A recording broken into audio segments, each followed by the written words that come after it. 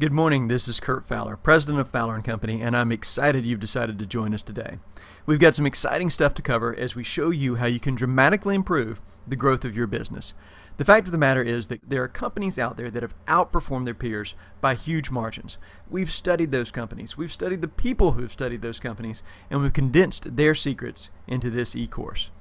But before we get started, I want to give you a little background on me. Why should you be listening to me? Well, I have almost 20 years of experience in finance and consulting with leading organizations. I have an MBA from the Kellogg School with majors in strategy and entrepreneurship. I'm heavily involved in the Malcolm Baldrige Performance Excellence Program, which is the premier excellence program in the United States and the model for the European excellence programs as well. I'm also a certified public accountant, which is a designation I've been running from for years, but a wonderful background for anybody. And I've had the opportunity to work for some wonderful companies, some huge ones like Verizon, Sara Lee, Avery Dennison, and Cox Communications, as well as a lot of tremendously great regional and even smaller firms.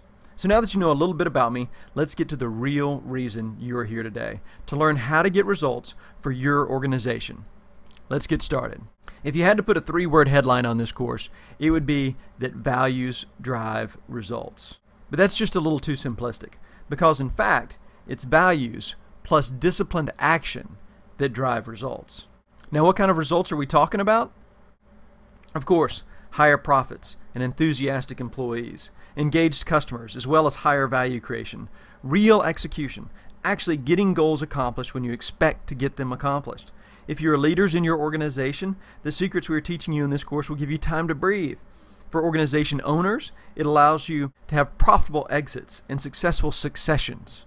And these principles aren't just for for-profit companies. These exact same principles work equally as well in nonprofits. In fact, they're probably more needed in nonprofits today than in for-profit organizations.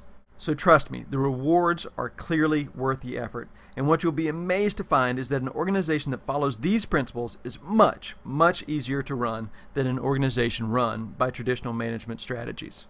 So what keeps the great majority of organizations from achieving these types of results? Two things: distraction and confusion. So how do we stop these opposers of progress from keeping us from reaching our goals?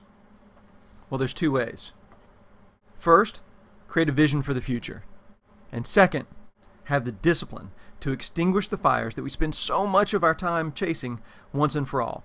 We've got to find the root causes of problems within our organization and eliminate them. It's not easy, but it can be done. In fact, it has been done and is being done right now in great organizations around the world. So how do we know? Well, there have been some great studies on values-driven organizations that show us the results that these types of organizations can and do achieve. The next slide highlights 3 studies showing the results of visionary values-driven companies. The first study is done by Jim Collins. It's a study of visionary companies like 3M, Walgreens, and Johnson & Johnson. He found that these companies outperformed the marketplace by 15 times. To put that into perspective for you, $1 invested in 1926 in the visionary companies was worth over $6,300 in 1990 versus $1 invested in the general stock market would have been worth only $415. So, $400 investing in the general stock market versus $6,300 investing in the visionary companies. Imagine what those kind of results could do for your personal retirement portfolio.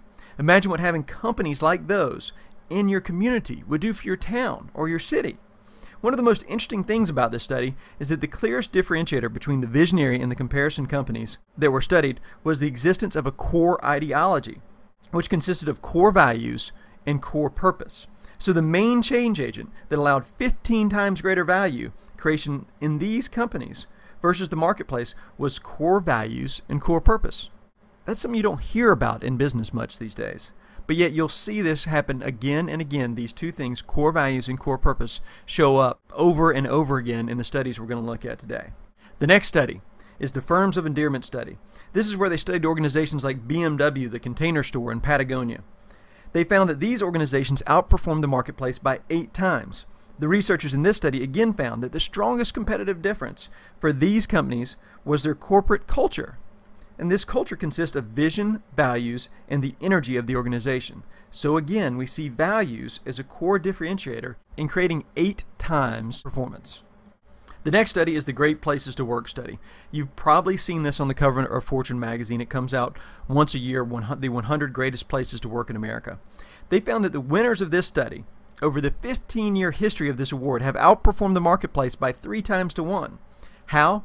By focusing on 3 keys: trust, purpose, and shared values. Again, values and purpose are key elements in how these organizations outperform the marketplace by 3 times. Now, this next study focuses on excellence programs, like the Baldrige Performance Excellence Program that I mentioned earlier. The Baldrige program is the basis of America's excellence program, and it's also what the European excellence programs are based on as well. The companies in this study are built on a firm foundation of mission, purpose, and core values. What these companies do exceedingly well is executing those core values. The results of these companies are equally impressive. You see that they have 48% higher operating income, 37% higher growth in sales. You also see that their asset and employment growth blows away the competition. So clearly, the results are worth the effort. The only question left is, are you ready to do the hard work to get these kind of results for your organization? If you are, then you'll need a few things. You'll need feedback from your customers, your employees, and your key suppliers. If your organization is not in the practice of collecting this feedback, then do an informal survey of your customers. Talk to your leadership team and your suppliers. Get data from them on how you're doing as a provider of services or products, and as an employer, even as a buyer of their products in the case of your suppliers. Get this information together and bring it to the table for tomorrow's lesson. We'll then take the next step towards values-driven growth for your organization. I hope you have a wonderful day or evening, depending on when you're watching this, and I can't wait to see you back for tomorrow's lesson.